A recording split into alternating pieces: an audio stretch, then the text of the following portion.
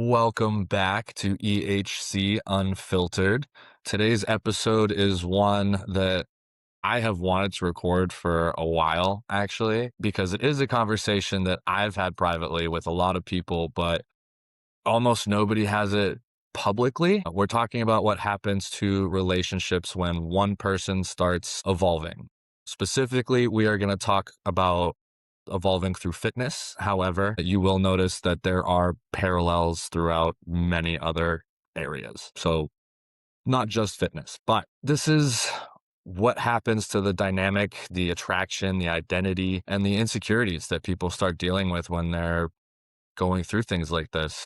When one person starts training consistently or just improving themselves in general in some area, and the other one doesn't, or when the transformation itself starts changing who someone is from the inside out, because fitness does change more than your body. It changes your confidence, your discipline, your emotional regulation, and your standards. Realistically, relationships don't always survive that, and not because anyone did anything wrong necessarily, but because growth exposes things that were already there that may not have been prevalent or even relevant at the time. But Allie is back again. We're just going to keep her. Back We're just again. going to keep Allie. We have both lived versions of this, I believe. So let's get into it. Let's dive in.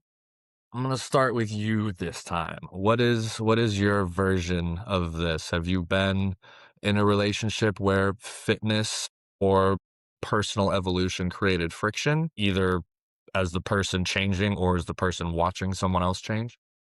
Yeah, definitely. I have definitely been in this situation. So, to dive into Allie's personal life, we like to hang out here a little bit. I was in a relationship in college with a guy who really honestly didn't care about his fitness. And that was very important to me as a college athlete, obviously. So, when we graduated college, we were still together after college, but I really started to dive into my fitness because that started slowly becoming my career.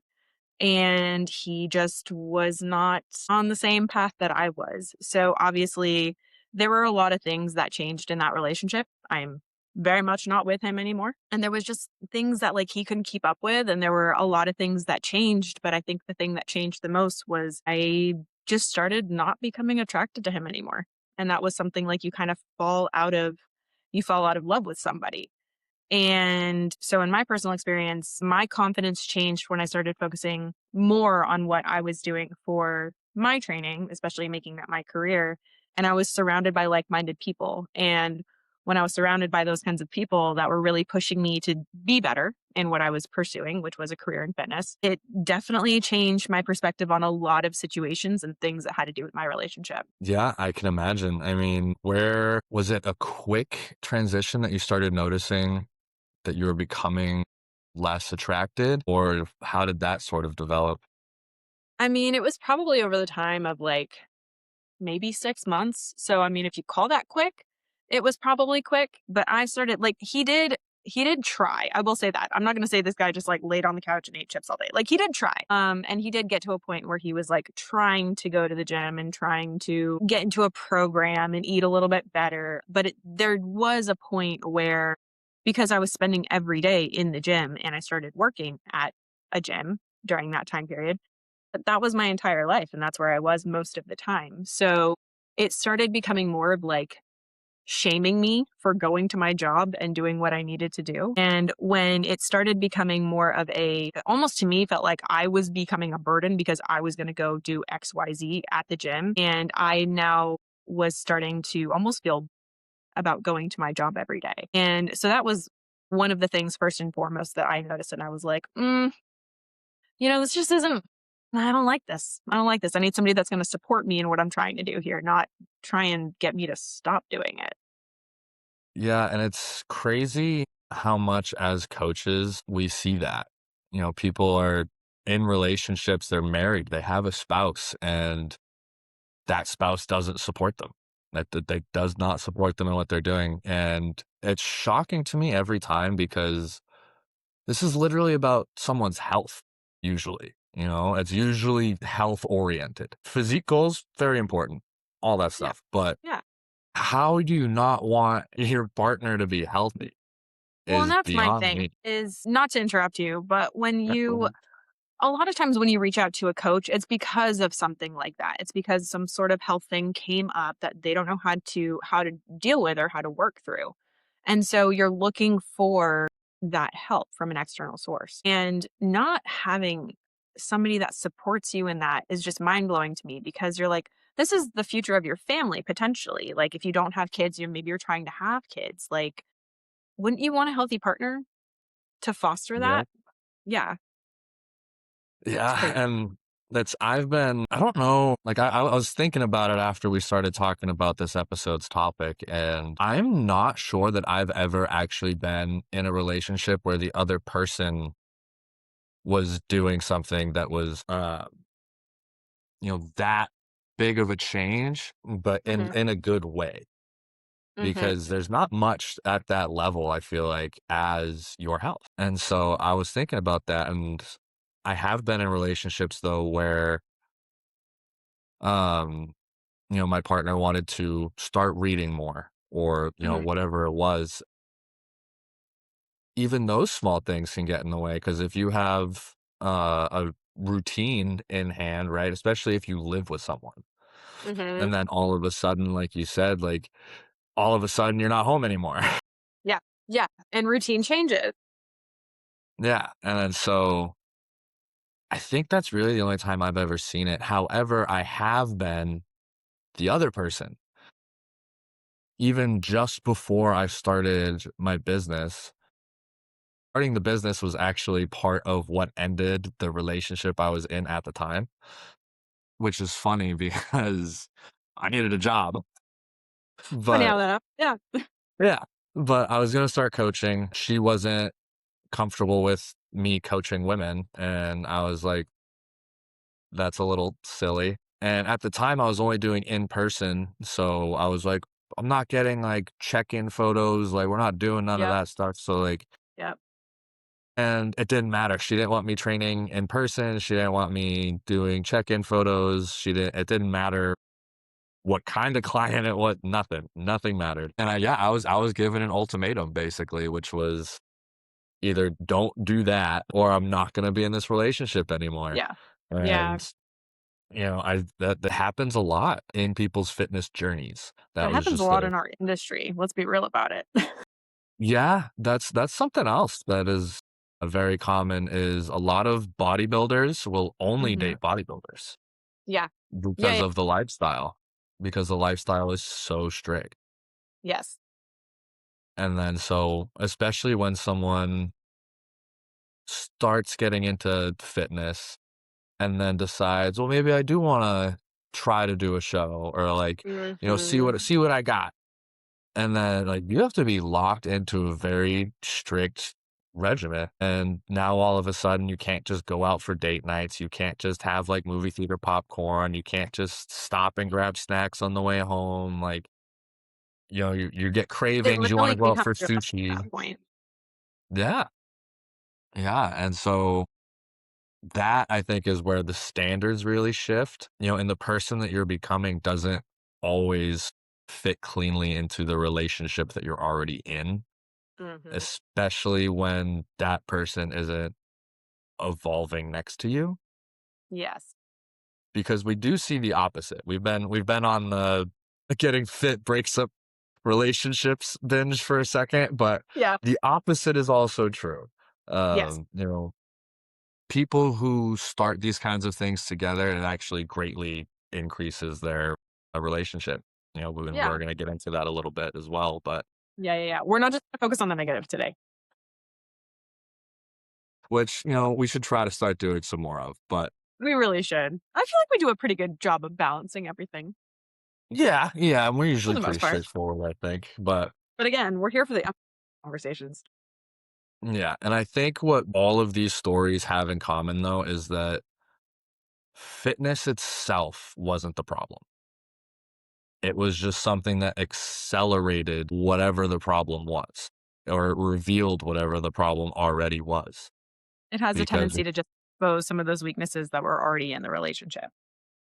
exactly, and I think that's the thing people miss. They focus on the gym, the body, the attention, but what fitness really does is kind of speeds up that timeline, whatever was already present in the relationship, the connection or the disconnection, the insecurities, any sort of incompatibilities, it all comes to the surface much faster. It definitely does. So let's build the framework a little bit because when I say, or when we say fitness changes more than the appearance, we do mean that literally. And there's neuroscience to back it up, right? Mhm. Right. We always bring the receipts. We always bring the studies to back up what we're saying. At least we try to. But consistent training increases dopamine, which affects motivation, drive, and how rewarding everyday life feels in general. It regulates your serotonin, which Mhm. stabilizes your mood. Endorphins reduce stress reactivity. Cortisol comes down with consistent training over time. So the person who's been in the gym for 6 months isn't just like a leaner, stronger version of themselves. They're neurologically different and they're more emotionally regulated, more confident, more resilient under pressure, and less reactive. Well, and I mean, we've had this kind of discussion before in some of like our earlier talks that we've had with each other and episodes that we've done, where we are talking about how exercise does change brain chemistry. So, in everything that you just stated with dopamine, serotonin, endorphins, in people that express more depressive episodes and experience more symptoms of depression, obviously things are going to start to change when you start to make exercise more of your daily routine. And so those neurological changes do alter your confidence, your emotional resilience, libido. We'll throw back to last episode just for Yeah, anybody that that'll increase for hasn't yet. sure. Um, how you communicate with somebody and attraction dynamics too. Oxytocin, that's another one. Oxytocin. We can't go without that. Oxytocin is the bonding chemical, right? That's that one. Correct. Yeah. The cuddle chemical. Yes, I had to make sure I got my chemicals straight up here. But yeah, and I mean all of that, everything about that changes how you show up in a relationship. And so especially if you have someone who is reactive or you are in a reactive kind of relationship, Yes. all of a sudden when you're not so reactive, it gets worse all of a sudden. Yeah. Well, and people aren't always reacting to that body change, right? They're reacting to that personality shift that can come with it, Exactly. right? That's what I was referring to, Yeah. is the emotional aspects of it. But the relationship shifts that follow are predictable once Mhm. we understand what's actually going on. Like we said, routines change. That's one of the big ones. The gym takes time. Meal prep takes time. Meal prep takes Welcome time. to Yeah, welcome to doing dishes fucking Yeah. all the time. Yeah. All the time. There's always a dirty dish and there's always laundry that needs to be done. Man, I eat 5 times a day. I go through 2 or 3 pairs of clothes every day, like, Yep. Yep. I have the a dishes bag and sitting next to me right laundry. now, just like dirty laundry I need to do. It's great. Like No one needs to see my sink. We don't need we don't don't need need to to see we don't that. need to see my sink, none of that. It's fine. You don't need to see my fridge. Don't worry about it. But all of But it this does just to consume a say lot of that, your life. yeah, it takes time. It takes, especially starting, because you're still figuring out how to do it. It's not quite automatic yet. Like, once you Mhm. get into a flow, it's so much easier. Like, Yeah. even for example, for me right now, I don't meal prep per se. I just batch what ingredients I need and keep them all together. So I just have a bag of ground beef and like a bag of rice, and I'll That's just what I take have that right now. out. Yeah, and I'll Yep. just scoop out whatever I need. Yep.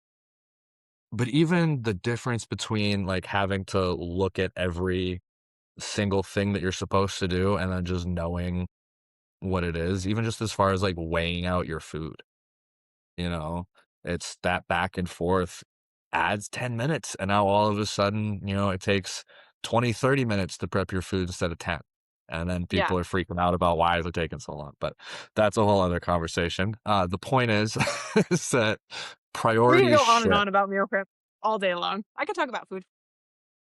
Most of the stuff I feel like we could talk about forever, but routines change and priorities shift. The social environment shift. Like you said, when you started working at the gym, all of a sudden you're spending your free time at the gym and you're spending, 8 hours a day plus at the gym on top of that. All you see are gym people. So those are your friends now, your coworkers. Like that's just how it is.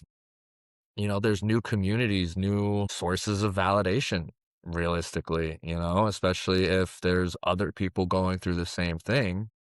You Right. start bonding with those people and your standards shift, Oh, yeah. which, not necessarily towards other people, but towards how someone just expects to feel in their own life. It's how you expect to feel, and it's also like, you're like, "Well, maybe this is what I should be looking for. Maybe this is what I need more than what I have right now." Like, I mean, now to be fair, I was also a baby. I was 22 and didn't know any better, you know?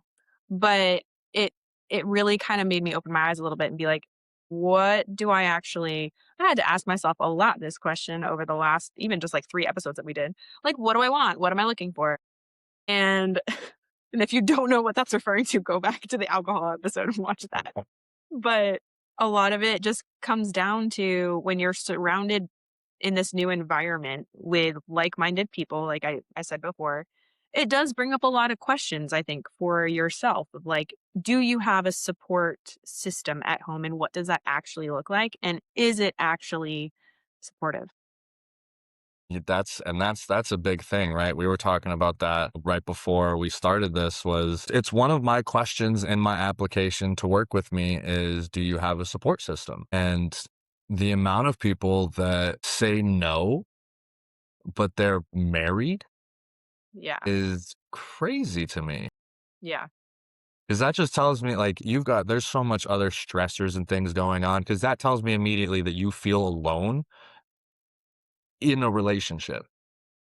So Yeah. that's a whole other thing, but that's a little quick red flag that you gotta look out for. But when it's a female client, I have seen it a couple times where it ends up being an issue that they have a coach, Well, especially a male coach. especially I was gonna say, especially a male And I coach. the exact opposite thing on my end, where if I have a Really? male client, that maybe doesn't necessarily have full support at home from his girlfriend, wife, it becomes a problem if it's a female coach. And I've seen that as well on my end. So there's insecurities and jealousies that pop up.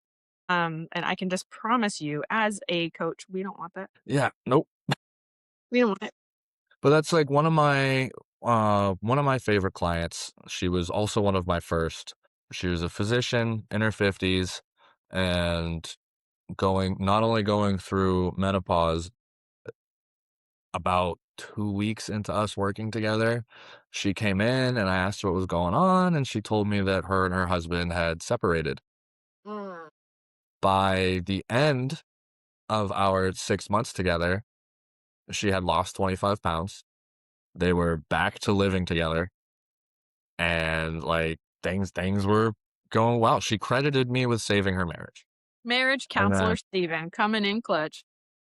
yeah, but and even she'll tell you though, it was really just a matter of how different of a person she was when she started taking care of herself and putting herself first, because it made life at home much easier, much more comfortable. But I have also had clients where all of a sudden they stop responding or whatever it is. You never really get a straight answer about it Right. as Yeah, yeah, yeah. as the male coach. Yeah. You either get ghosted or, it's some mystery excuse, whatever it is. Well, and it's funny because even as a female coach, I've learned over the years that if I have a male that I'm training, but I'm also and I usually train a lot of couples too. So if I train a husband, I usually end up training the wife or vice versa. But if for some reason I end up training just the husband and not the wife. I will never, ever, ever like give the husband my number. I will ask for his wife's number. And I'm like, let me text your wife. That's That's why I my rule. like having yeah, that's why I like having my coaching app is because 'cause I'm just like, "Yep, all of our communication is done through the coaching app, That, and yep. Well, and that's the other way nobody I do gets it. involved." But other than that, I'm like, mm-mm, we don't need to actually be discussing anything. Yeah, yeah, and that's I Yeah. think, like, WhatsApp makes that a lot easier, things like that, but Yeah. it's also one of those things, especially in person, Hmm. you become friends sometimes, Yeah. with your Yeah. client, like, especially if you have someone who's with you for, a year more, you Yeah. become friendly. And this Oh, isn't yeah. like with everybody. I don't want to be friends with all of my clients. Yeah. But you But do like, but the trainer just wind up, you toe that line and you tell them, like, they tell you a lot of things in confidence, and you do end up building like a friendship and a rapport with them. And sometimes that comes with some fear from their partner. yeah, I mean, I've had clients where I coached both the husband and the wife, and I told them at the very beginning, anything one of you tells me does not go to the other one. Hmm. Like flat out, whatever it is. Because especially if we're talking about, stress management and skills and things like that, if you guys are arguing about something for whatever it is, even if it's something stupid, you guys are going to see it differently. I'm going to Hmm. hear both sides. Right. Yeah, exactly. We have to sit there and play mediator.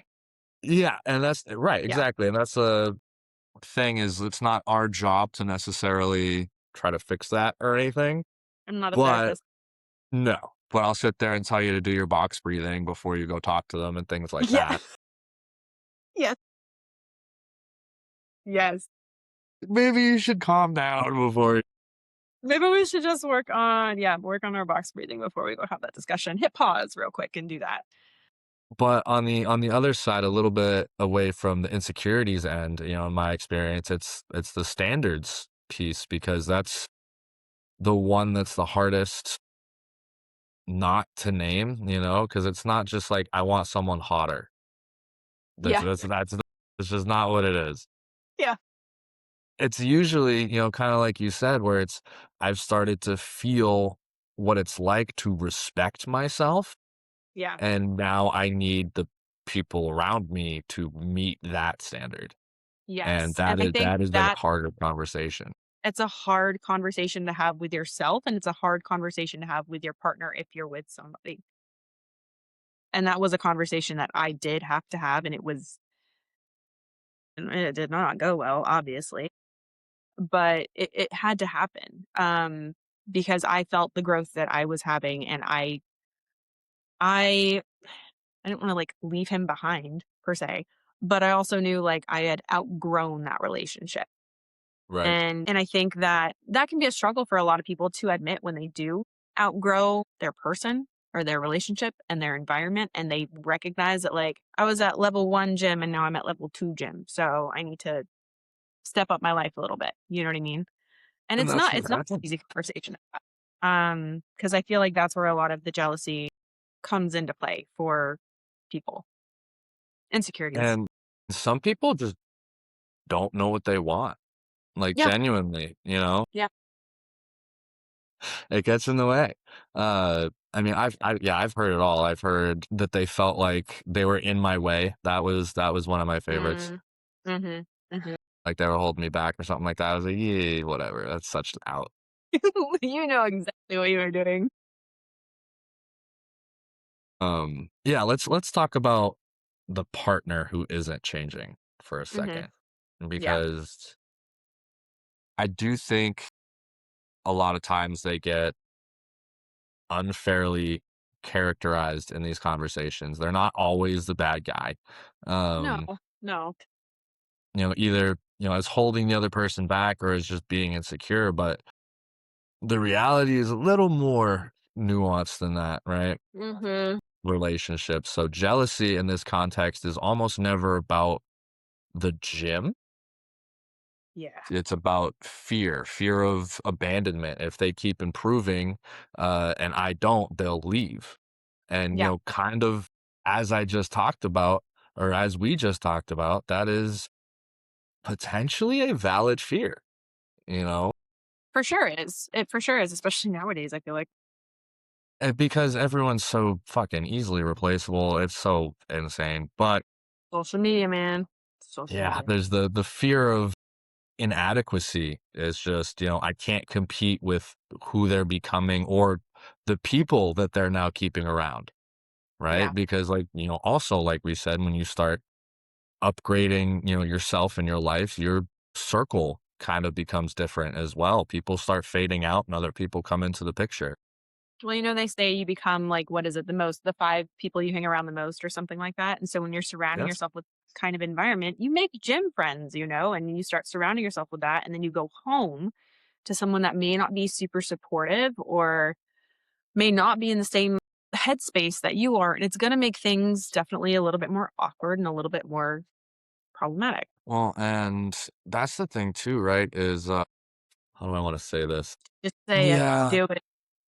if you have that fear of being inadequate or being left behind or whatever it is, almost never are they actually doing anything about it. Yep.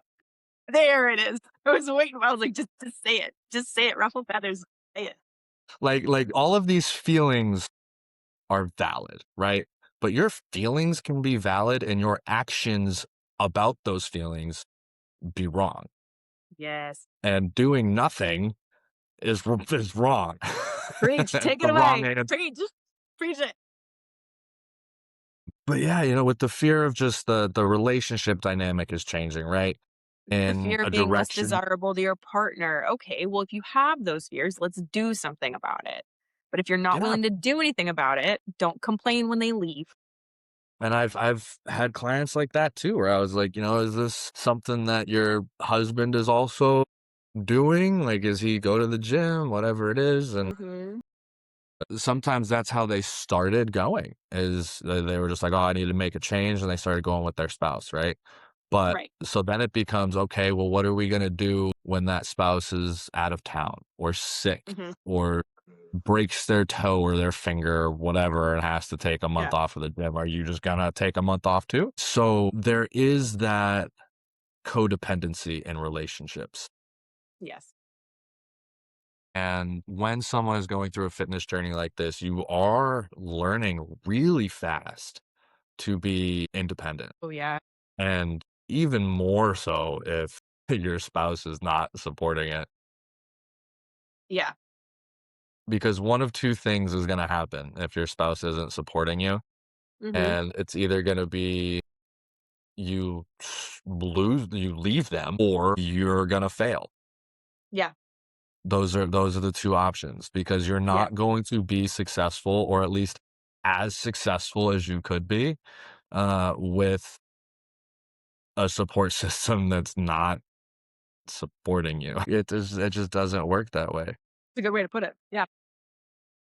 But those are real legitimate fears. They just get expressed in ways that create conflict. And the neuroscience here is useful. It's pretty cool.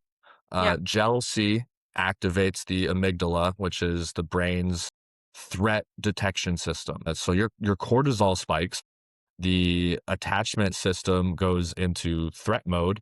And then when you're ready or already in an insecure attachment pattern, your partner's success can literally register as danger to your brain. Yeah. Not because it is, but because the nervous system is pattern matching to abandonment. Yes. And I think people don't take a second to kind of step back and analyze themselves. Because if someone comes to you, because the way I'm thinking about this is if I have a spouse, I want that person to be the person I go to with all of my good news and things, you want to share that with them. If that person becomes something to the contrary of that, Mhm. like you need to be able to analyze yourself and kind of understand why do I feel this way? People are projecting their own self-worth, Yeah. their Yeah. issues onto their partner's success. I mean, I've And been on the receiving end of insecurities and things, especially transitioning between jobs, things like mhm, that. As a man, someone who's supposed to be the provider and all of those things, all those patriarchal whatever. Um, not being able to provide, mhm, it yeah, sucks. You feel like a loser. And what do you do about it though? You figure it out. You fix you it. fix You it. do something.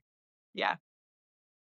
But how have you seen this show up? Have you been on the receiving end of a partner's insecurities as far as that Very goes?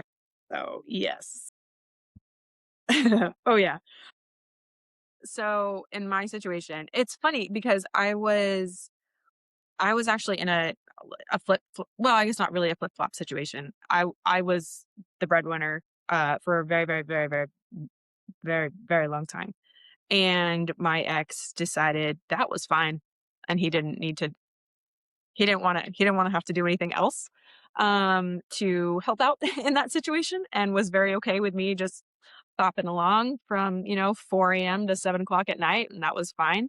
But during that point in time in my fun life, I st I started, modeling part-time and started getting some traction online a little bit. And now granted, I'm no crazy influencer on social media or anything like that. But my Instagram does okay. It's not great, right? It's not like anything crazy, but it did start getting some traction with specific modeling shoots that I would do. And it started becoming a problem for him. I'm like, well, Mm, I'm getting paid for this. So this is a why is it a job. problem? This is yeah, I'm like, "This is a job. You're not gonna go out and work an extra job, so let me just take care of it, since you're gonna stay home and play video games all day. I'll just go ahead and do this." And but it started becoming an issue where because I started getting that attention through my modeling photos, that became a huge insecurity for him, and there were accusations of, like, using those as bait to get another man just, like, on my Rolodex, like, ready to go and, like, break up with him and just have, like, just a roster of dudes, and I'm like, 1, that's way too much work, I would never wanna do that. 2, like, do you No, really it's think I have very time for draining that? as we talked about.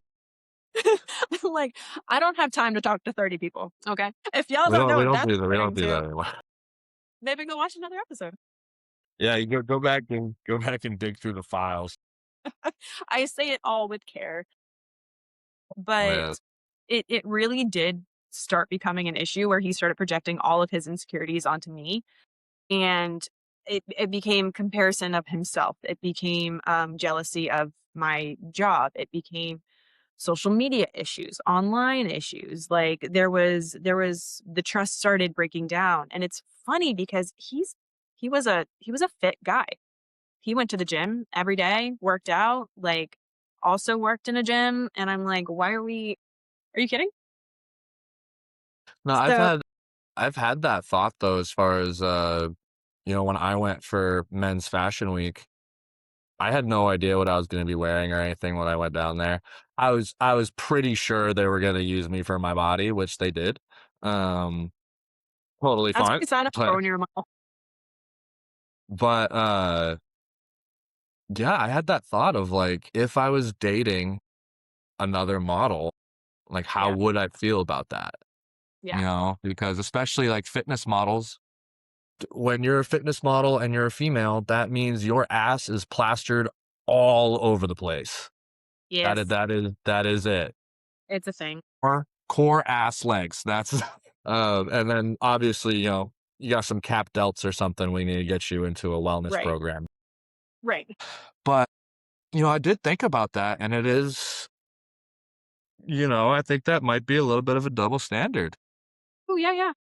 But I think it also depends on the context because I think if, like, say that someone was already doing stuff like that and then you get Mhm. involved with them and expect them to change, that's a little wild. Now, Right.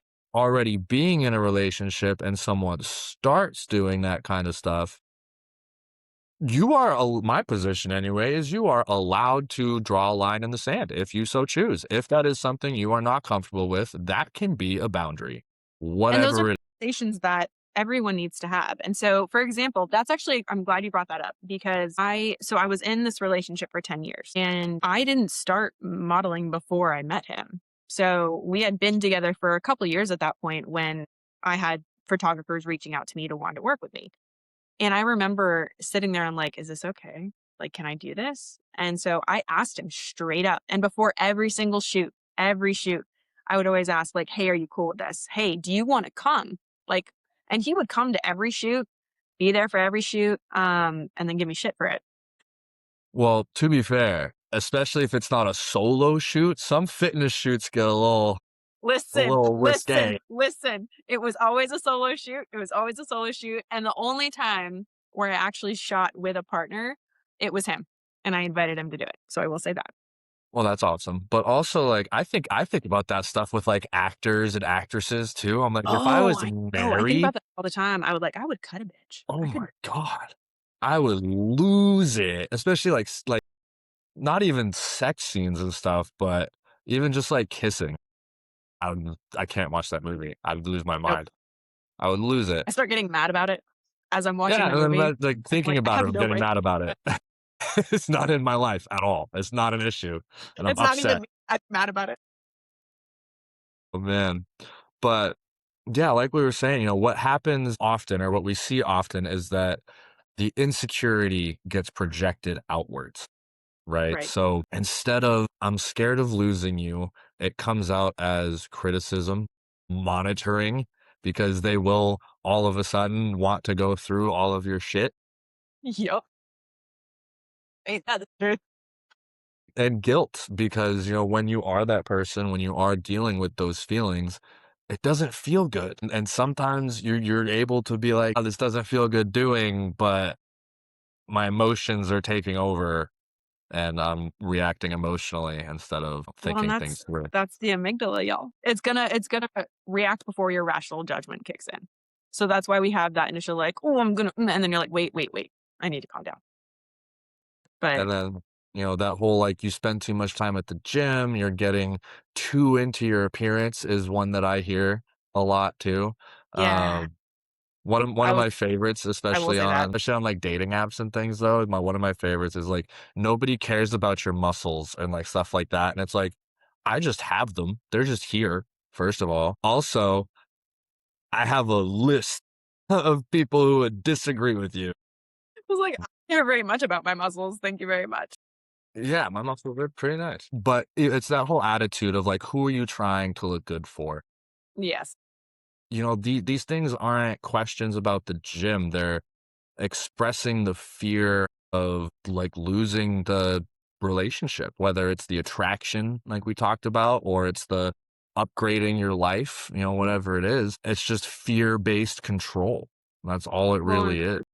it is. And I feel like whenever you have a partner that's going through a transformation like that, it's can like, I don't want to say accidentally, but it can accidentally force you to confront how you feel about yourself. And that's where those insecurities come from, right? So it goes on to, again, that projection of self worth on somebody. And that's, I think, where that attraction shift starts to happen. Yeah, and I think that's what's up next. But just to finish this off, the big tell of whether feedback is about your health and well being or about them and their emotions and what they're going through is you need to be able to first identify genuine concern.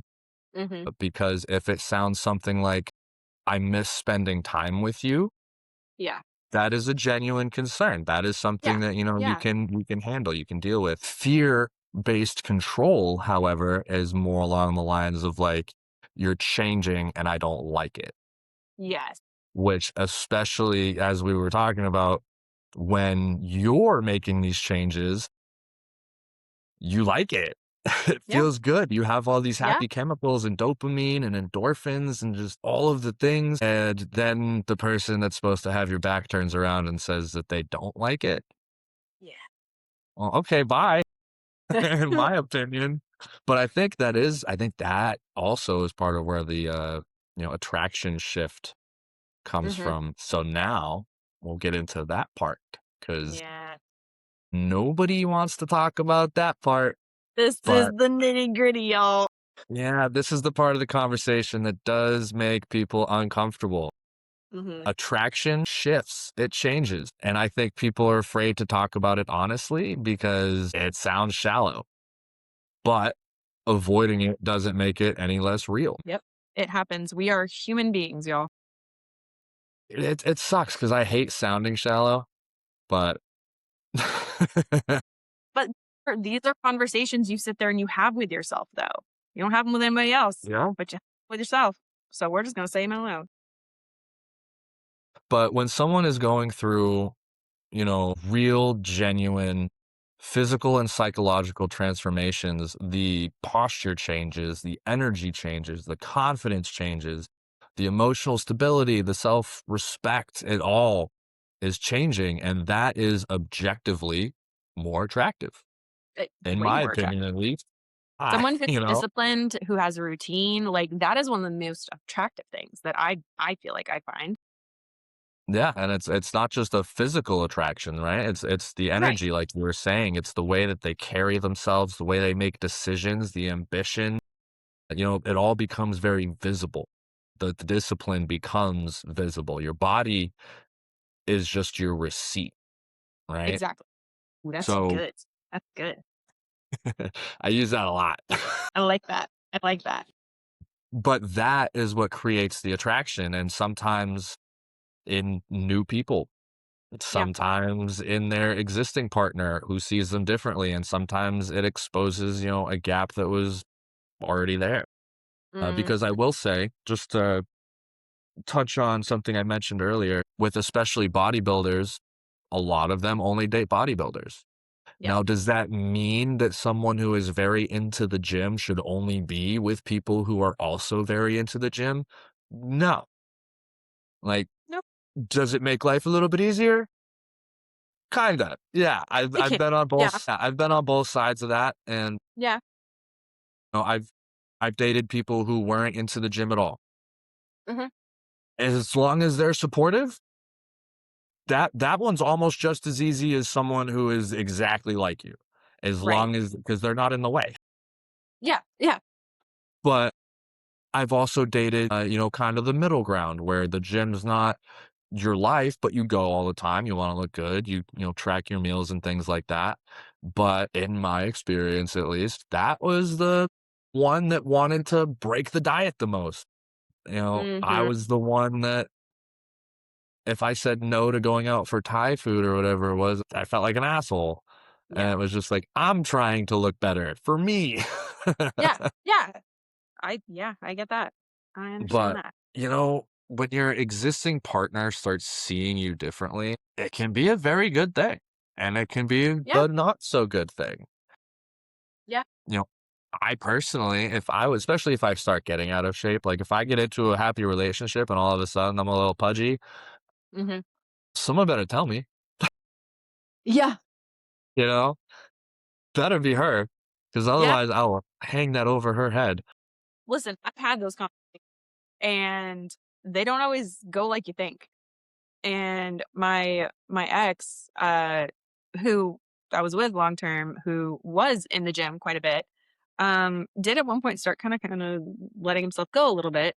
And I sat there and called him out on it a couple of times. And because we had what I thought was an agreement where I told him straight up, I was like, listen, if I ever get to a point where I'm not following through with what I say I'm going to follow through with, and I'm not getting in the gym, and I'm not on my diet, and I'm starting to get a little puffy, and like bring it up to me. Like, what my sitting weight is at, and where I'm comfortable at. Like, but if I start looking kind of like, a little, a little puffy, please say something to me, especially around swimsuit season. Please say something to me. And he said the same. And then when I finally called him out on it, he's like, well, no, I'm not. You're just and then it went on to this whole spiral of things. But that's besides the point. But it can be a great conversation and it can be a not so great conversation. So a lot of that depends, I think, also, this is a whole other conversation, on the emotional intelligence of the person as well. So Yes, because you have to we'll be let able to identify that you're not being attacked. yes. Yeah. But that attraction shifting doesn't automatically mean that you're shallow. It may just mean that there was already a disconnection that existed that's now just being exposed. And I think what gets missed is when that attraction does shift in a relationship during a Mhm. transformation. When one partner becomes more attracted or less attracted, or the dynamic changes, it's not automatically a sign that someone is shallow, like we're saying, or that the relationship is doomed. Sometimes it just means that the Yeah. emotional disconnection was already there. And the question that I would push is the attraction shift about the body, or Mhm. is it about the person the body represents? Because I saw a video fairly recently, and it was the mother of the children, Mhm. recording the father of the children, and he was very calmly being like, "You are starting to let yourself go, and I am not as attracted to you as I was. I love you. Yeah. I'm not going anywhere. That's not what this is, but we need to be healthier." And she Yeah. was like, "Oh, I just had, your baby." And I was like, damn, she just had your baby. And he goes, "That was 2 years ago." Oh, no. Oh, no. I was like, "Okay, if she's like listen, Yeah, if she she's she like 3 almost had months me. out postpartum, like, y'all stop." But, okay, 2 years? Girl. Yeah, I Come mean, on, girl. and the first year even, like, I mean, especially if it's your first kid, like, that changes so many different dynamics in the household and things like that. It's But dynamic in the household. Your body just went through war, and yeah, your anybody bones expecting to were just have, like moving around inside you. it's anybody expecting to, like and here's the we're gonna take a little detour for a second Yeah, because quick this detour.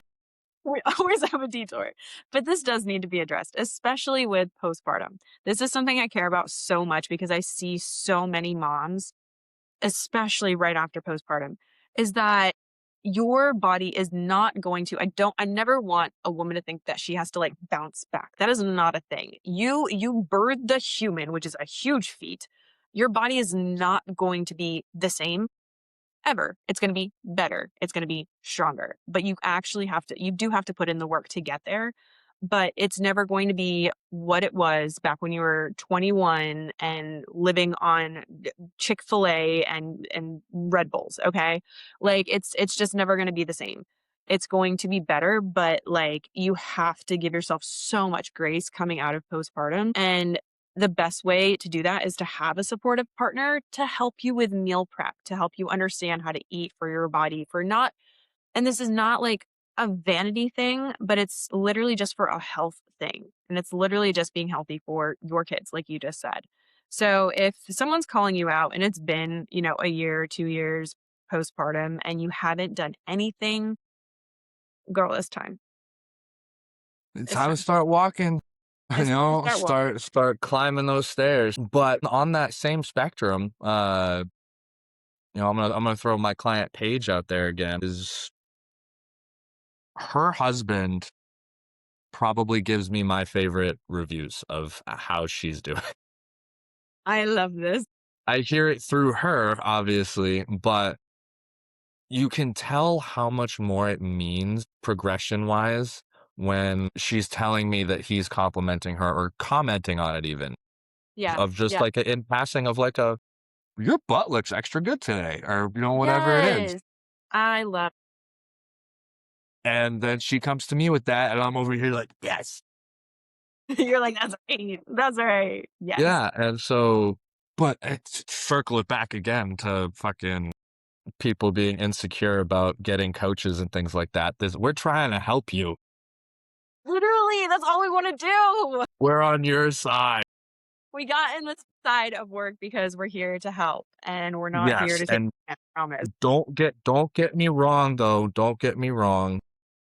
There are 100% creeps. Don't Oh, no, like, there definitely are. There definitely and are. that's every industry. You're not gonna get away from them. But yeah, especially I've got some connections down in Miami that I wouldn't let my wife go to an in-person personal trainer in Miami. Hell no, absolutely not. Yeah. That's a whole Every other co single every single one of those soccer moms is cheating on their millionaire fucking husband with some guy who makes $20 an hour at Planet Fitness. not throwing out Planet Fitness. That was not an exact example, by the way. I There just goes felt that. like throwing out Planet Fitness, but someone's gonna listen to this and be like, "I knew it." Yeah. It's either your trainer at Planet Fitness or your jujitsu coach. You never know. But yeah, that's the question I would push is just is the attraction shift about the body or is it about the person that the body represents? Because if someone becomes more disciplined, more confident, and more emotionally regulated, Mhm. more ambitious even, uh that's more attractive Oh, way just more across attractive. the board. Yeah, Yeah. and that's not superficial. That's just a genuine response to growth. Like Yeah. when you're with somebody, everyone says it all the time, right? That they want to build something with their partner. Yeah. But all they want to do is sit somewhere with their partner. They don't Yeah. want to fucking do anything.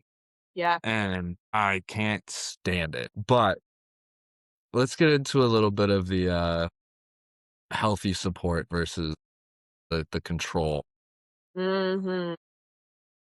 because I think it's so easy to see from the outside. Yes. And even once you're out of the situation, you're like, I can't believe that I did that or let that happen Or let it go on for 10 years. Yeah, I know all about that. or on and off for like six, whatever. Yeah. Let's just But expose both okay, of ourselves here. it's all right. She doesn't listen. Let's No. reel it back Oh, in, man. reel it in, This is reel gonna it be a in, good reel one. it in. We're both crying. Detours. I think most people that are in this situation on either side aren't trying to be the problem, right? They just don't have, the framework or the resources or whatever it is for, what healthy support actually looks like, versus that fear-based control. Um, and especially if you grew up not seeing what a healthy relationship looked like, and you're never gonna really know because unless you are actively learning, which I don't think a lot of people do because it's hard. But healthy support is straightforward, right? It's encouragement, it's accountability when wanted and warranted. Mhm. Because we talked about that, right? Shared habits, mutual interests. That's great. That's Yeah, awesome. we But love that.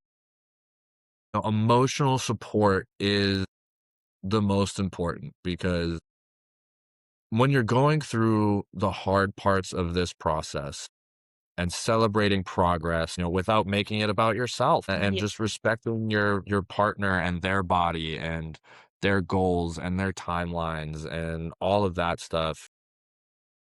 The emotional support is so important on both sides. It is. I had this conversation today actually about reassurance and especially Mhm. reassurances in relationships and stuff like that. If you're in this situation on either side, the other person probably needs some, reassurances Yeah. to bring it in for people who are doing this with someone as well. If it's a male and a female partnership, Mhm. ladies, do not be surprised when he loses his gut in a month and Yeah, it's gonna happen. It's gonna and the scale happen. doesn't move for you. Yeah, it's gonna happen. It is. It's gonna happen. And this We is just this had is company. assuming a, fat loss journey for both individuals. Right. But that is another side of things, but the emotional support is just so important because just imagine, right, the other side. Just Mhm. imagine sitting, like, in their shoes for a minute of either, "Oh my god, is this person outgrowing me and leaving me behind? I thought we were gonna be together forever." And then on the other hand is someone being like, "I'm really trying to improve my life, and I'm doing better, and I'm doing, all these things." Yeah. Unhealthy control can be subtle, right? Yeah. And people Sneaky are like good that. at it. Yeah, Yeah. and get called a manipulator and things. Yeah. But it's guilt, right? It's any form of guilt, really. Yep. Uh, the "you're never home anymore," monitoring, tracking, whatever it is. Criticism. Yeah. Lots of Well criticisms. well, I just thought about another dynamic that I'm not sure we had prepared for this, but there are the relationships where when someone tells their partner that they're, unhealthy or not attracted to them anymore or whatever, that they're the ones pushing it on them and the other person doesn't necessarily want to do all of these things. That can be just as bad, Yeah. and I see that with parents and their kids a lot. A Yeah. lot. I see a lot of eating disorders and things like that start from a very young age of like, I was only allowed to eat saltines and an apple, and Yeah. Well, it's I can speak on that personally. When I was a kid, I've been an athlete my whole life, Mhm.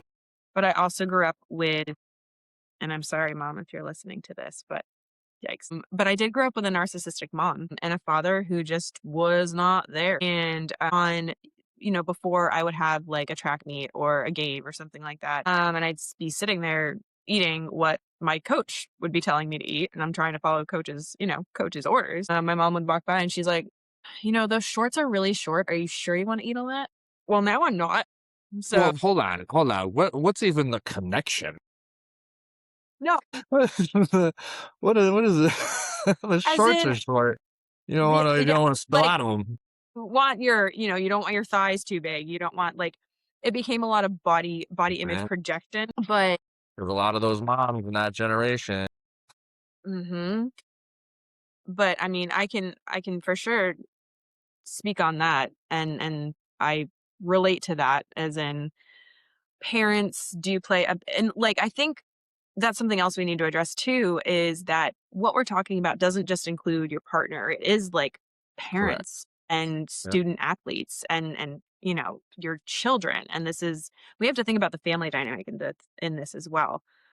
Where that's a very real thing. And that's where a lot of I know like my issues with eating started was when I was literally 9 years old. And so there is that parental guilt, the monitoring of food, the criticisms that were more of a concern, right? It started being very controlling. So like it's not just partner to partner, it can be parent to child. Yeah, absolutely, That was a good and point. on that same note, if you have an obese child, that is 100% your fault, and in my mind is child abuse. Oh, I But completely agree. anyway. It's not just Yeah. genetics. Yeah. Yeah. Or medicine or whatever, like, those things come into Yeah. play, yes, but it is a Right. small piece of the puzzle. Yeah. The same way calories in, calories out is a piece of the puzzle. Yep. It is thermodynamics are a law, yes, but everything is dependent, Yes. always. To bring it back, though, a Let's little yeah, bit, reel it where back. the unhealthy control, right? That's more of the guilt tripping. So that's going to be like the "you're never home anymore." It's criticism disguised as concern. So that's where some people are like, "Oh, well, maybe he does care about me, and that's why he's saying no. He's an asshole." Like, no, actually, he doesn't care. That's your red flag. There you go. Yeah, and what do we say? Comparison is the thief of joy. Is that how Yup. it goes? That's it. Uh, But, when people are like, "You used to be so much fun before all of this." I got a lot of that when I quit drinking too. I lost a lot of friends when I quit drinking. Me too. Because all they ever wanted to do was fucking drink. And, it's that pressure to look a certain way or to stop looking a certain way. Right. And I wanna name something specific here. Some people say, "I just want my partner to be healthy," Mhm. right? And sometimes that is completely genuine, but sometimes underneath that, they really are thinking like, "I'm scared of what Yep. happens if you get Yep. too healthy." Yep. So, too confident, too attractive to other people. Yeah. Those are two very different things. Yes. One is love, one is fear. They can sound very similar, Support especially when somebody grow, and yeah. control tries to manage their growth. Yep.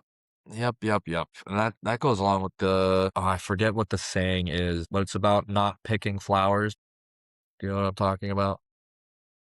It's like if you Can't help think you a there. flower is pretty, you shouldn't pick it because you're gonna kill it. Like if Okay, you think I a like it. flower, you should water it and let it grow You and have to take feed it care and of it. give it the things that it Probably just needs. easier to leave it alone, don't touch it. Exactly. I don't know what the actual saying is, but I get your I point. don't either, but I'll figure it out. Whatever you said just works. It works. But yeah, those are two very different things, and it requires the person feeling that fear to be honest enough with themselves to name it, which is Yeah, hard. And even because even in therapy, that was one of the first things that was very difficult for me was putting a name to my emotions that was deeper than just, mad or, yeah, whatever it was. You start peeling away the layers and you start figuring out like, "Oh, I'm mad about this." And it's like, all right, well, where's the anger coming from? Well, the yeah, anger is coming from trying not to cry. So you're actually sad about it. Well, why is it sad? Well, because I went through X, Y, and Z and it's like, okay, so we can start to get somewhere when you start, really looking at yourself a little bit. right. But it's hard. It is hard to look at yourself because admitting I'm scared that you'll leave me to your partner That's is a hard conversation.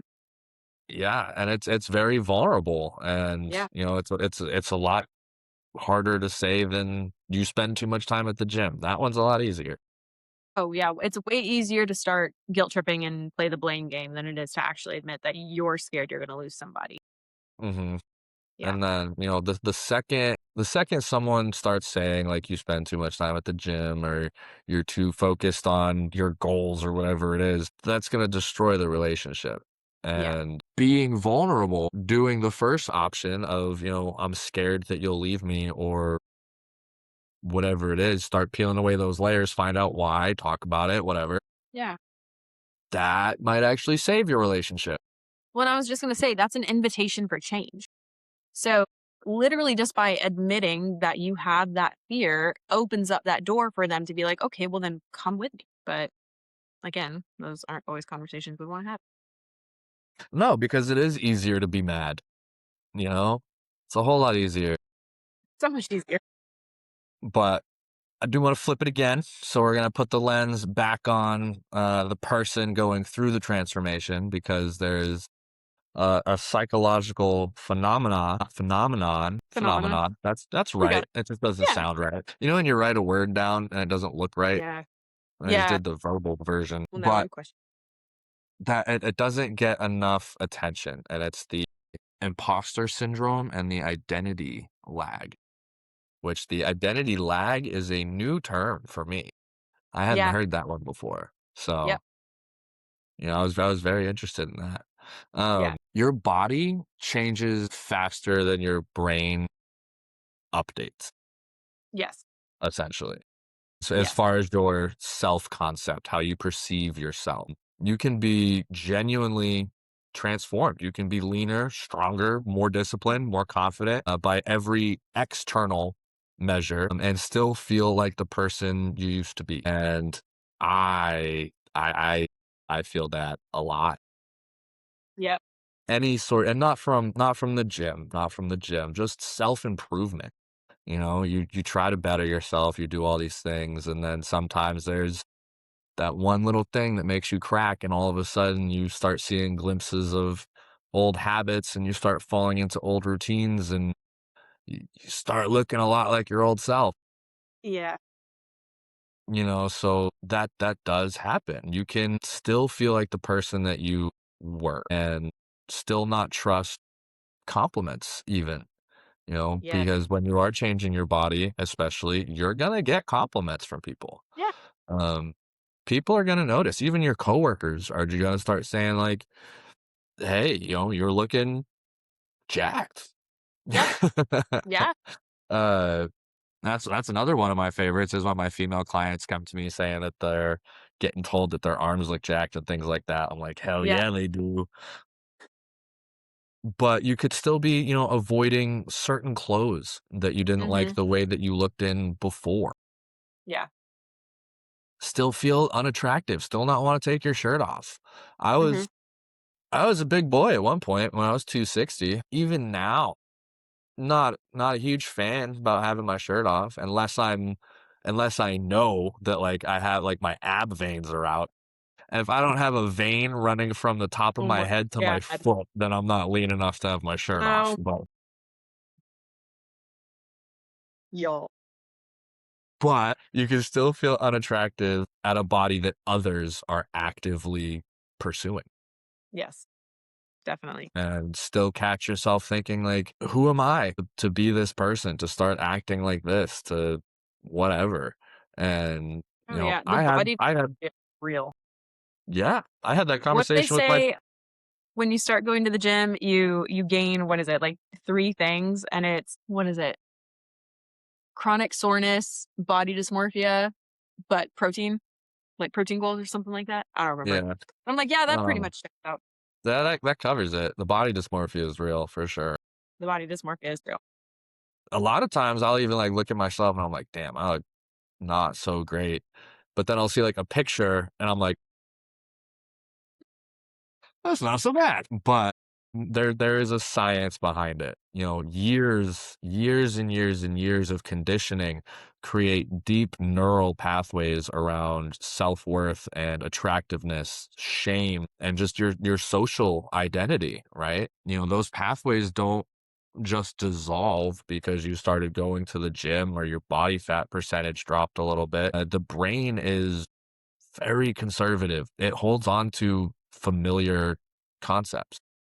Yeah, And whether that's about you or relationships or whatever it is, even when the evidence contradicts that, the rewiring takes longer. And no, I mean, you're exactly correct with everything that you're saying. The body does or I'm sorry, the mind does take longer to realize what's actually happening, and that's something I always tell my people too is you won't always see the changes yourself first. Usually, other people are gonna notice the changes in your body before you notice them.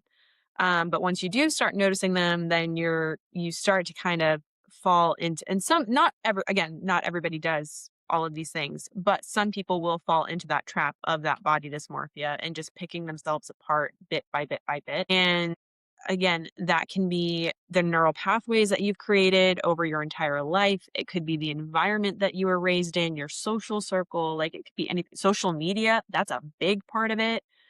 So even after a crazy physical transformation, you can still have all these insecurities because they're like psychologically familiar. exactly.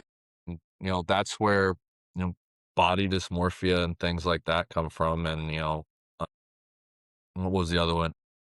Sia? Is that the other one? I think that's where that can creep in because that identity lag creates a gap between what you see in the mirror and what's actually there. And some people try to close that gap by pushing harder. So they're doing, more restriction, more training. It's just never quite enough, right? And then the external transformation accelerates a little bit, Mhm. while the internal self concept stays the same.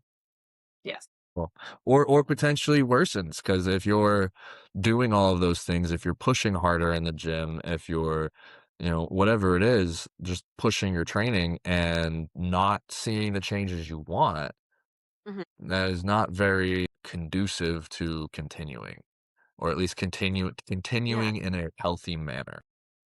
Yeah. And And that's that's when why we fall into that trap of overtraining and all of that, under eating. It's a whole thing. Well, and that's why in my training, more recently, I've started incorporating a lot more of the lifestyle coaching aspects. So we are doing a lot of stress management and, nightly routines, morning routines, helping them with all sorts of stuff. Yeah. But because that's where I have always said this, where that's where the real work is, right? It's not in the gym. The gym is the easy part. The gym Oh, is definitely, probably the definitely, easiest part. definitely. Yeah. Yeah. But it's everything you're doing outside of there, and that's where you're actually gonna see the changes happen. Exactly. It's in learning to let the new evidence that you have update your old self, essentially. The older story needs to get updated. And it's slower, it's less measurable, it's basically, harder than any training program. But it is the part that actually determines whether the transformation holds long term or not. Because the thing that I see most often, especially with prior clients and clients of other coaches and things, is that they'll do the 6 month program or whatever it is, and they'll lose their 30 pounds and life will be great. And then as soon as they aren't with that coach or aren't doing that program, it just implodes, it falls apart, because they didn't have that architecture around the gym. Everything else wasn't, it didn't catch up to their new identity. Right. Exactly. So yeah, that's really what determines long term, because you can lose 20 pounds in 3 months, but keeping it off is a little bit of a different story, especially if you're doing any of the other things that are available nowadays. I'm not going to get into all of that. I know where you're going with that. Uh, but that's where let's circle back. Let's get back on track. That's where I got you. I got you. That's where having that healthy support system really comes into play is everything outside of the gym. So yeah, the gym is important. And yeah, you are gonna yeah, you're of course you're gonna see changes in the gym. But if you don't have that routine at home and you don't make that lifestyle change, but you also don't have the support system to do that, it's gonna make everything that much harder, and let's say you go through that crazy transformation and you lose those 20 pounds in 3 months. Yay, I love that. What's the first thing people do? They go out to eat. Yep. Like, Go almost always celebrate, we reward ourselves with food. Like, or one, alcohol, or both. stop it. Like, we don't need to be doing that. But they're having that support system and recognizing that you just did something crazy, not crazy, but amazing, and then going out to reward you with the thing that got you there in the first place. Not all the time. Not all the time, okay? 20 pounds in 3 months would be pretty crazy. I mean, yeah, that's awesome though. But Yeah, I it would mean, be let's say awesome. It all depends. Again, it all depends. It all again, depends on yeah, where it you're all depends. starting, because But some people might not even have 20 pounds to lose. that's very true. That's very true. But we sit there and we do reward ourselves with, you know, sometimes the thing that got us there in the first place. And then we just fall back into those habits. And that's where I see a lot of people fall off the wagon. It's not fitness is not just a gym thing and it's not just a meal prep thing. It is a lifestyle thing. And I know like that's the way I train, that's the way that you train, and that's the way that we talk to our clients. And I just wish more people understood that by continuing to invest in yourself in healthy routine. Like I can't emphasize that enough. That's going to be the game changer for things that you want to accomplish. That's going to be the game changer for those last like 3 pounds you just can't lose, or for the 100 pounds that you want to lose. It's not going to take some magic dose of you know what. It takes hard work and actual change for it to stay. No big doses of GLP-1s or taking out 80% of your stomach. I had that conversation with someone, Mm-hmm. because that's a surgery. Mm-hmm. Well, we'll just remove 80% of your fucking insides. That's totally fine. That's even the lap band. My mom had that. Now there was so many issues with that. Yeah. Anyway, to tie it all kind of back together, the support systems, and we shit on social media, We do. but realistically, social media can be a support system as well. It can be. It can be. It's not my favorite, but at the same time, as someone even starting my business, right? Starting my business last year, all of the people who I would have thought were the most supportive and closest and would have been the loudest ones, sharing and liking everything and commenting and, doing all the stuff trying to help me out. Not one of them. Yep. Not one of them. And those are all the Yep. people that I grew up with and know in real Yeah. life and, like, all that stuff. It's the people that you've never met on social media that are Yeah, the strangers online are the ones that are like, "We that's how got we got your doing this. back." That's that is how we wound up doing That's this. how we got here. Yeah. Uh, We're not so friends. I mean, we are now, but, like, yeah, we didn't know each other before this. This was just, I was like, "Come on here, talk to people," and they've enjoyed it so far, so you're welcome. but we do have to talk about social media a bit just because it's not, you know, a peripheral factor anymore. It's very central in how everything plays out nowadays. Yeah. We talked about it in the sex episode a little bit with the, validation addiction and dopamine loops, and the same conversation applies here, It realistically, sure just in a does. little bit of a different context. Yeah. Um, Social media has created an environment where physical transformations are very public and are publicly documented, Yep. publicly validated, like you said, especially if you're posting professional photos or any sort of modeling photos, or I know one of the favorite things to do when we get in shape is go get our little lingerie shoots, our boudoir shoots done, Yep. and then post them online. Yep. I know. I feel called out. Chill. But it is very public, and it's It is. publicly compared in real time. Yeah. Which means that when your partner starts posting progress photos and getting, that external validation, comments, follows, Yep. attention from other people that they don't even know. They Yeah. don't even know 'em. Yep. So the jealousy trigger isn't very abstract anymore at that point. Oh, It's for sure. right there. It's Yeah. right there on the screen. Yep. Exactly. How have you navigated that in the past? Well, obviously not well because I'm no longer in that relationship. But I mean, it did become a huge problem. Social media was a huge issue. And I never saw it as something like when I was posting my modeling photos or whatever, I never saw it as one. It was never malicious. It was never out of any poor intent or bad intent. It was like, look, I worked really hard and I'm really proud of how I look. And that's when like the weird DMs would be coming in and like just things that I didn't need to see.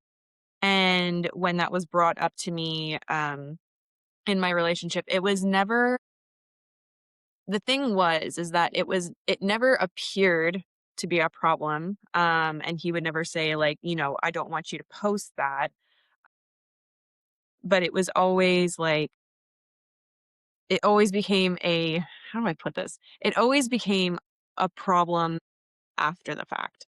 So it was never like the actual posting itself or the actual picture itself.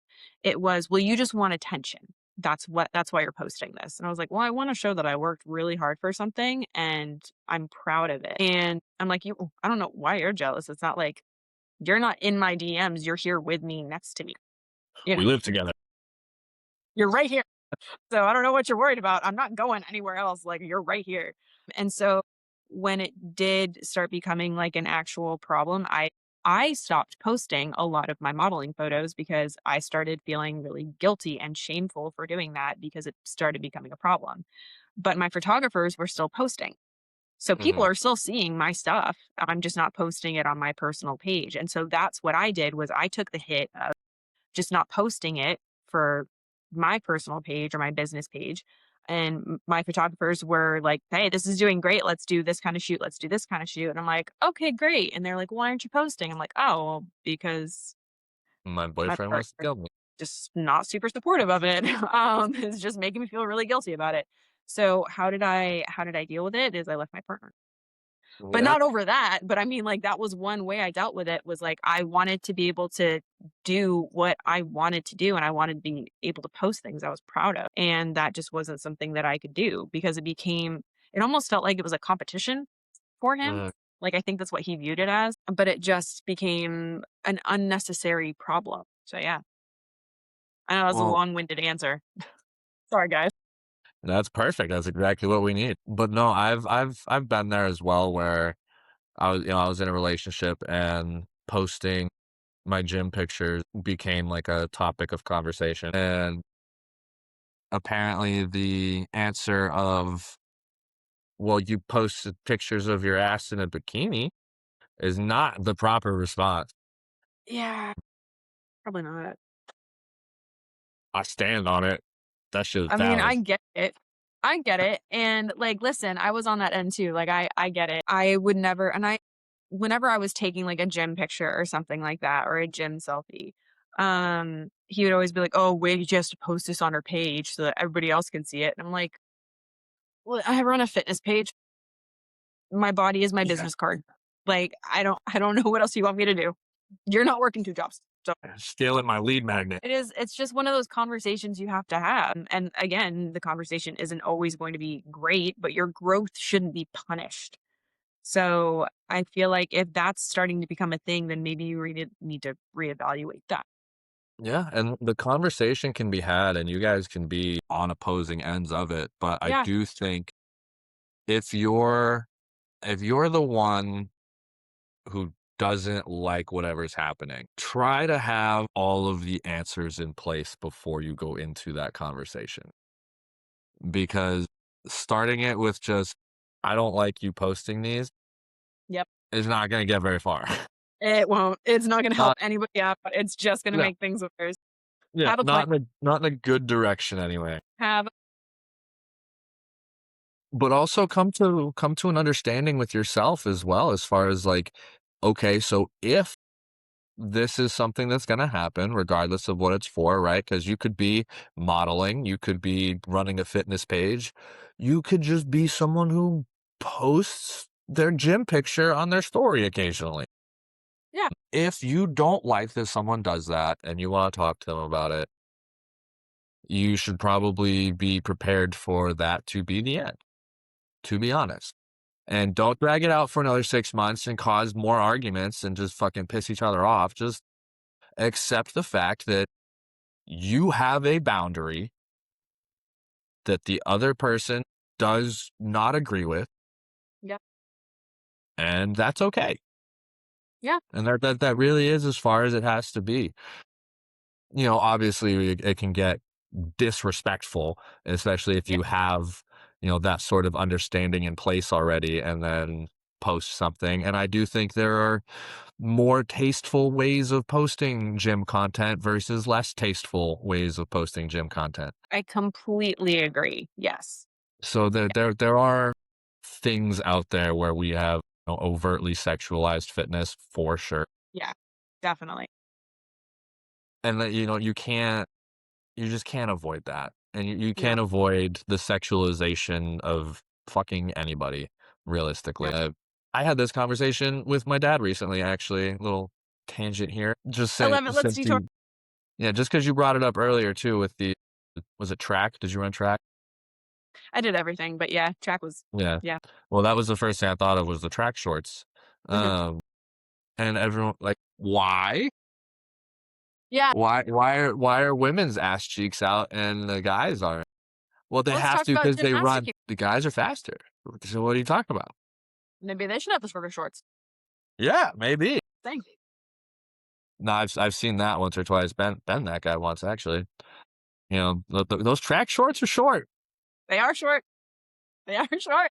but yeah, you can't avoid being sexualized or Yeah. just that is a thing. The issue comes in with the comparison, right? It's the comparison, and I also think it's the intent on what you're posting as well.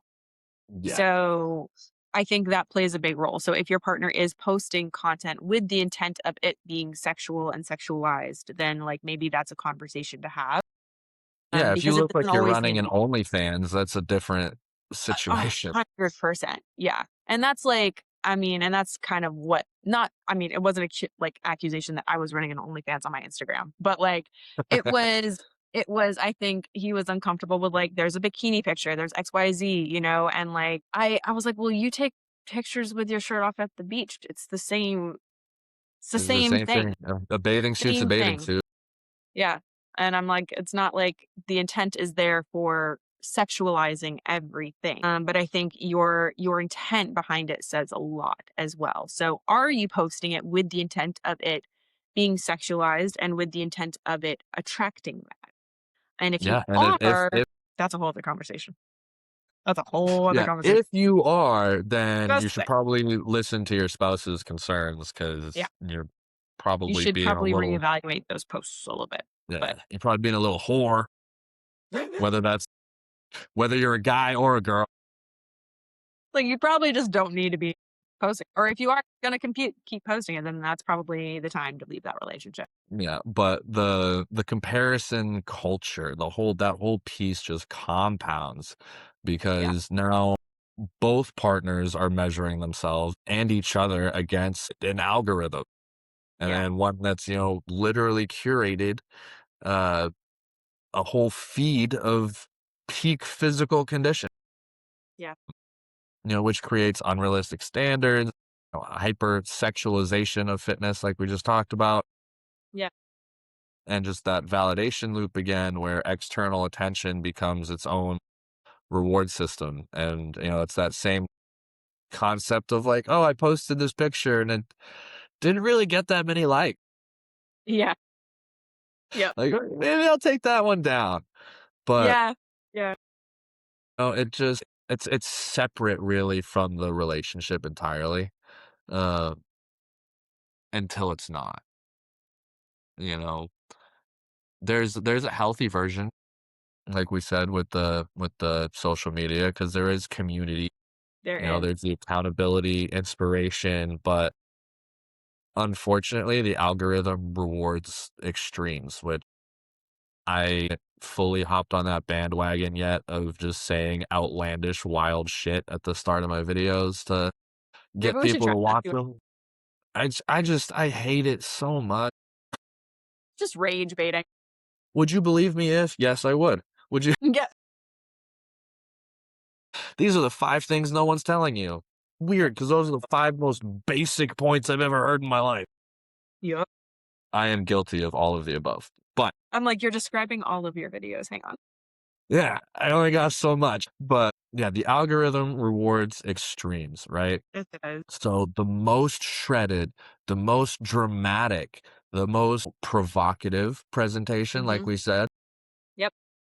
And so when you or your partner is getting pulled into that ecosystem a little bit, the relationship now has to compete with that dopamine loop that's been engineered, right, by some of the Yeah. most sophisticated behavioral scientists in the world. And that's not a fair fight No, without it's having not. some intentionality behind it. So let's talk about use versus escape.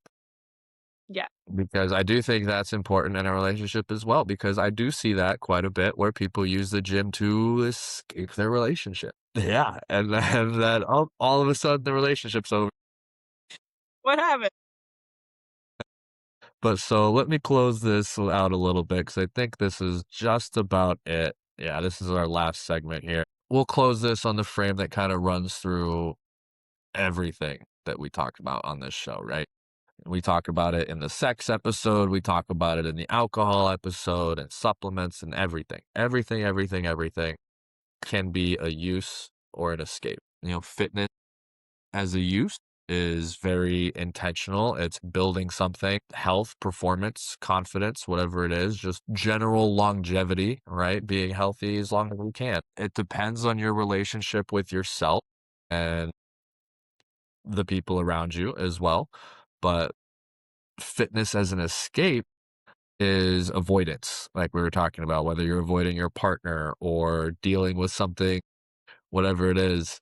We used to say that in the military a lot when our seniors would keep us late. We'd be like, he doesn't want Mm, to go home to his wife or like whatever it was. yeah. um, but it's avoidance. It's using the gym as a place to not deal with your relationship. It's using your body transformation as a proxy for your self-worth, and that might be a new self-worth, especially if you're kinda thinking about moving out of that relationship. Um, Go on. And you can't access that any other way, right? So using external validation as a substitute for genuine connection is an issue, obviously. I think there's just an issue across the board in today's world with genuine connection versus like surface level attention. Yeah. But the behavior looks almost identical from the outside as far as using fitness as a use or an escape because all you see are the habits. So you just see the meal prep, you see the bedtimes, you see the jug of water, you see the gym. Oh, but the same sort of thing applies on the relationship side, right? Are you supporting your partner's growth or are you controlling it because you're afraid of what might happen if they, improve themselves and you don't? Are you doing your own work? Are you working on yourself at all? Because it doesn't have to be a physical thing always, right? And it Right, right. doesn't have to be lifting weights. It could be going for a run. It could be going rock climbing or hiking. There's so It could many. be like just getting your steps in with your partner. It could be helping them Yeah. meal prep. That's a huge thing. I That love body doubling. that is That's a like my love favorite. language right there. Somebody helping meal prep. Oh, I love it. Body doubling is my absolute go-to. Just be there. Just be in the room. That's all I need. Yeah, yeah, If I'm exactly. even if I'm meal prepping, just come sit with me. Yeah. Come sit at the kitchen counter and Yeah, help me. come read your You book just over here. you I can don't even watch care. me cut up sweet potatoes for an hour. It's great. Yeah, speaking of, I have to cook my sweet potatoes today. You should do. But, back to the relationship side of things, are you working on yourself or are you expecting your partner to kinda shrink down to your level Yeah, instead of, growing with them? Those are honest questions to ask yourself and to kinda, put in the lens of, "Is my partner helping me grow or are they stunting my growth?" They're not comfortable questions to ask, whether it's to yourself or your partner. But the healthy relationships survive, they do. realistic. And it's possible. It's so possible. No one's ever been in a perfectly healthy relationship where everything was fine and then one person started working out and all of a sudden everything was bad. Yeah, That's just not the way it works. yeah. You know what? It might look like that to the guy that's sitting on the couch 24/7 playing video games because he's not even paying attention to what's fucking going on anyway. Feel like somebody's getting called out. But healthy relationships survive when both people communicate honestly. And Yeah, honesty is hard. I'm not honesty gonna lie, because is hard. especially when you know it's not a comfortable answer or like not a good answer even. When you know something's gonna be a hard conversation, it's never easy, but in all honesty, like, just have it. It'll save yourself some trouble in the long run. Just have the hard conversation. Honestly. And you have to communicate. And when honesty it just is the best policy, realistically, and I understand, I get it. I've been that guy where Yeah, my first reaction of any question, regardless of if I, should have to hide that or not, my first reaction was to lie about it, yeah. to, protect whatever image I had, and so that's tough, but that shit will catch up to you, let me tell you. It always does. Yeah, and wind up spending your 30s fixing yourself. Also present. I get it. We But are when just, man, why do I feel like this room all of a sudden just got really hot? Hey, I'm talking to myself here, so don't worry about it. But when insecurity is named and Mhm. addressed, because if you can go to your partner and say, I'm insecure about this, Yeah. that is a much different conversation than pointing fingers and attacking somebody. Oh, Uh, yeah. you know, Well, and it, just not starting the conversation as an attack at all. It's, "Hey, I have this feeling. I need you to hear me on it." It's this is coming into couples therapy time is what this is coming into. But it really is just about communication. If and that's in any relationship. Again, it can be partner to partner or parent to child, like having that open floor for communication is going to make a big difference, and it's going to let you know whether or not that relationship is actually going to work. Can you have those honest, hard conversations without feeling like you're attacking them or you're being, what's the word I'm looking for here? That you almost feel guilty bringing it up to them. Do you know what I mean? Yeah, you have a shame because Yeah. you don't think that you should have these feelings, and that's usually when concern turns into an attack, it's usually because that feeling of concern or fear of neglect or, whatever combination it is, it sits for too long. And Yeah. when it sits for too long, it starts to ferment, and when it ferments, it explodes. And Yep. when it explodes, people get hurt, and that's what happens, There's right? no So we diving. try to yeah, there's no jumping on that one. Mm.